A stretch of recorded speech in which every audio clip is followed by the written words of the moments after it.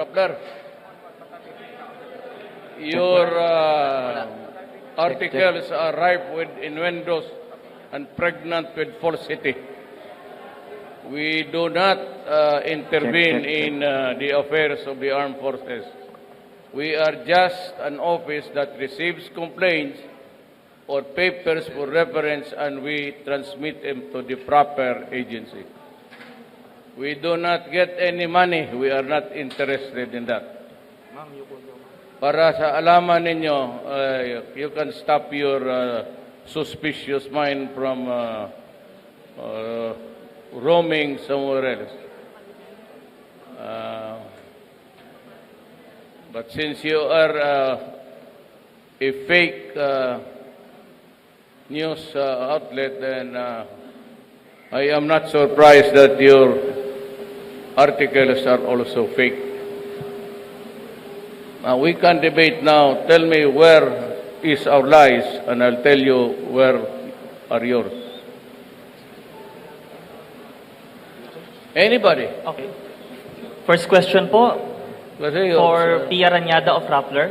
I am asking you, where are your sense of values going? Sir, earlier in your speech, you were saying that the issue with the SEC ruling is not an issue on press freedom. Galing ako ng flight, nagkatulog ako. Okay, sir.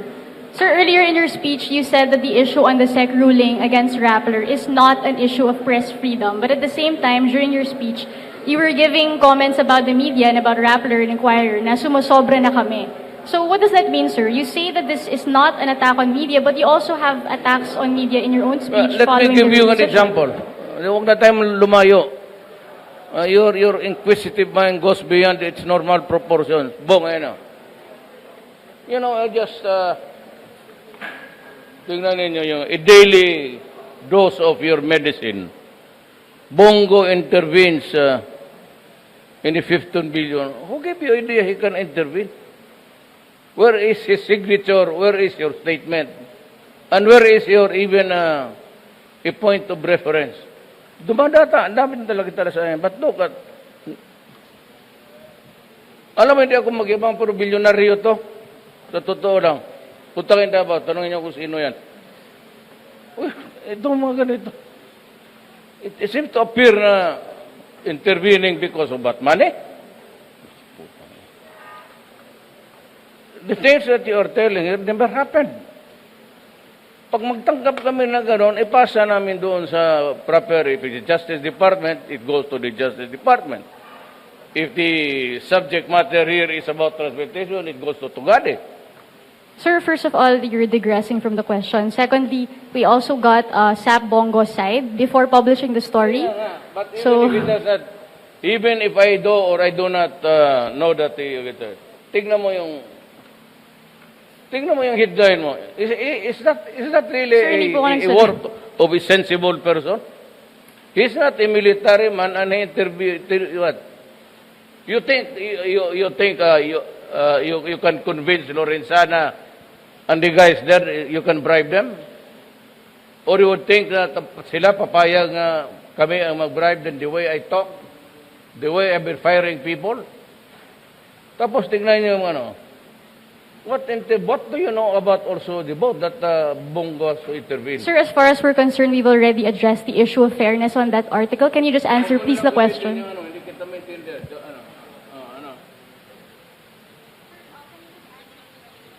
Okay, what was the question?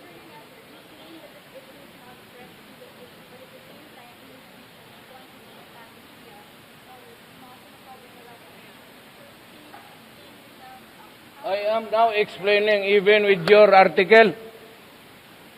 Find a way na masabi ka nagtotoo, nag-intervene kami. I'll give it to you. And if you can find, I will ask Bong to resign tomorrow. Work on it tonight. Let me know tomorrow and I will fire him. If he did intervene, even for one word. Kasi kayo, tingnan ninyo yung mga article ninyo. Maligaya kayo gawain nyo sa kapwa-tao ninyo yan araw-araw. Just because you have the power of, press freedom. The issue here is not press freedom. The way your masters, the elite, yung may-ari niyan. And you are not even constitutionally allowed to go into the media with the pretext of yung depository. What kind of a salam of bitch is that?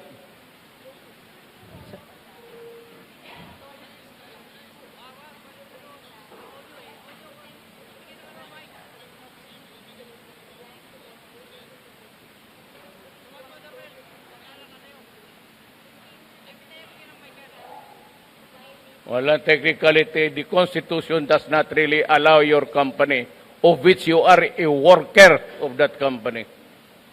You are a Filipino who has allowed to abuse our country. And you are an active participant of that. Ayan ang mahirap. In the name of the Holy Grail of press freedom.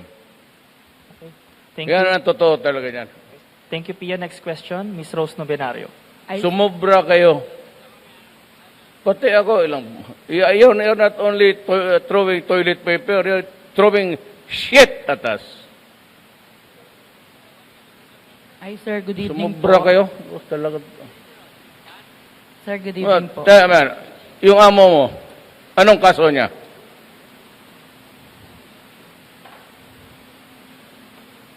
Why do you do research about people? Why don't you research about your own company you're working with? It's known to be a group of companies Lopez before. They borrowed billions from itong bangko na DBP. They never paid. You know what happened at the end of the day? It was condoned by the powers because they are the elite. Yan ang dapat kayo ang kalaban ng mga komunista, hindi kami. Inquirer. How long did you hang on to that goddamn Mylong? 50 years. Nag-expire na lang, they were continue collecting the rentals there when it was no longer theirs, money of the people. Tapos, ang sabi, poverty, sulat, it's poverty. Kayo nga ang nakawan dyan. It's not a question of press freedom. It's a question of abuse and protection by the elite of this country to hold the power. It's about time that kayong mga mayaman, putang ina, huminto kayo, kakaabuso ninyo. Ginagamit na yung media pag nagpamakalin niya kayo mga inquiry, yung pala mga magnanakaw kayo. Ito naman si Hinares from a billion taxes. Why don't you trace that up? Pagdating kay Hinares, naging 8 million na lang. Kaya sabihin ko sa BIR, ipakuha ko nga. Karami yung skeleton in the closets. It can contain almost 1,000 warehouses. Ms. Rose Novenario. Bastusan tayo. Pero kayong mga yaman, hindi kayo makakalamang sa amin. Wala kayong makuha sa amin. Tignan ninyo, one of these days, I'll file a plunder case. Pag pinayag ko plunder case, you will go to jail without a bail. Tignan ninyo. Gago kayo. Yung inyong mga reporter, they will be allowed to criticize us. But you go to jail for your crime. Or crime. Pero kayo, you continue being employed. Hindi namin ipasira. Hindi ko ipasira yan. Bakit ko ipasira? Hindi ko kilala yung putang inang sect na yan. Puro Aquino yung trabahante dyan. Bakit kami ang curtailment of press freedom? Katagal na ninyo naglumilitse sa amin. Pati tae na nga, tinatapon ninyo sa amin. Kayong pa kayong magsabi ng curtailment of press freedom? Masyado ninyong abusuhin yan. It's a privilege in a democratic state. You have overused and abused that privilege in the guise of press freedom. Hindi nga kayo. You did not know that you were working for a government. who owns the property, it's not a Filipino. Anong pangalan yan? Hindi na kayo nahiya. Oh, no, of course not. You know that it is being funded. Baski sabihin hindi not owner. You are funded by foreign money. Are you not ashamed of that? No. Nandyan sa newspaper. Hindi voting. Hindi mo naintindihan ang corporation law mo. I'm not saying that they are investors, but their share as non-voting. But it does not say voting. The law does not say that. It is in the investment. Ano ka man? Whether your share votes or not, that is immaterial. You have the money and that yung Rappler mo was being funded by a foreigner. And you had the goal to attack people using foreign money. Yung sweldo ninyo, galing doon yan. Basahin mo ulit yung article ngayon. Today's newspaper.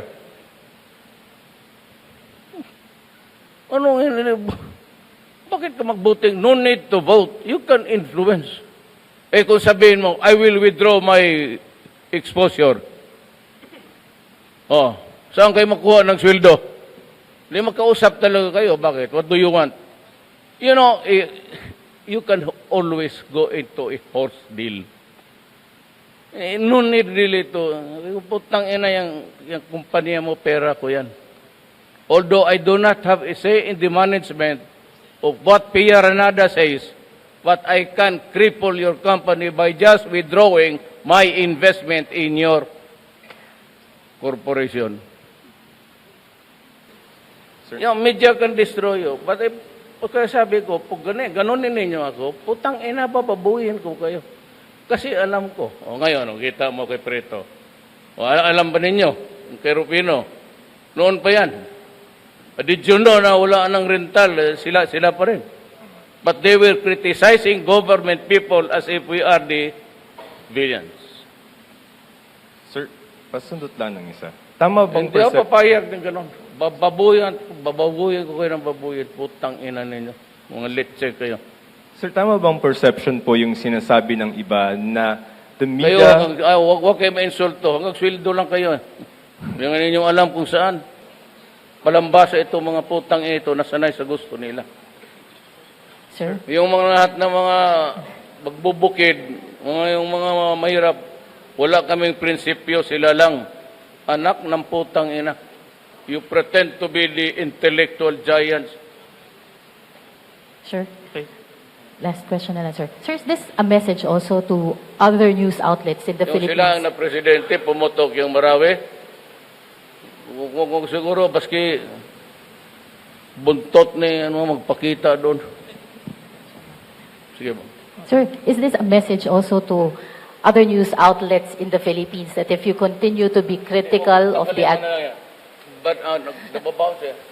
Sir, is this a message to news outlets in the Philippines that if you continue to be critical of the administration, the same thing will also happen to you, like what happened to Rappler? Look, why should you complain if I am critical against media? Are you not critical of me? Kaya nga, kung kayo mag-criticize, okay, kami hindi. Alright, thank you po. Mr. President, Wag maraming muna, salamat. tumasin. Ito, panahon ko na, every time, hindi kayo. Alam mo, deep down, after all has been said and done, deep down sa pagkatao natin, makita tayo, I can embrace you, I can shake your hand. Putang ina na. Sampal ang makuha mo sa akin.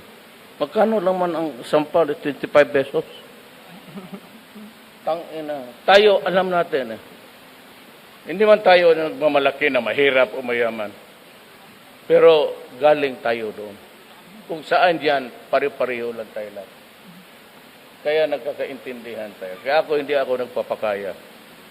Kaya if you are critical, if Rappler is critical and saying about, sabi ko nga let's do it with honor. Prove it that he investigate Lorenzana and company and all of the Navy and military if they got even a call. Pag na-prove mo yan, he resigns. If not, I ask you to leave, Rappler. And we will organize a new publication. Okay. Ako hindi, pero marami na akong kaibigan ngayon na alam mo na pagka-presidente ka, suddenly marami kang kaibigan, mahirap o mayaman. Hindi ka presidente, mahirap lang ang kilala mo. Yes, ma'am, hindi ka man mayaman, hindi ka rin mahirap. Maganda ka lang. Thank you. Kasi kung mahirap tayo, wala tayo dito. Mahirap tayo, hindi tayo abot tayo nandito. At this hour, magtatrabaho pa kayo. Doon na kayo sa pamilya ninyo. O nasa shopping mall kayo. Kaya yung magdandahan yung mga ganong na salita na intervenes. Lalo na yung mga sail ng barko. Baka sabihin ng mga tao na putang ina, korupsyon na naman to. Kaya ko kang bastusin yung putang inang IBS. Yung Rappler pati kung meron ako. I do not have to cover anything because you can dig the entire cemetery of lies and not find it. Thank you.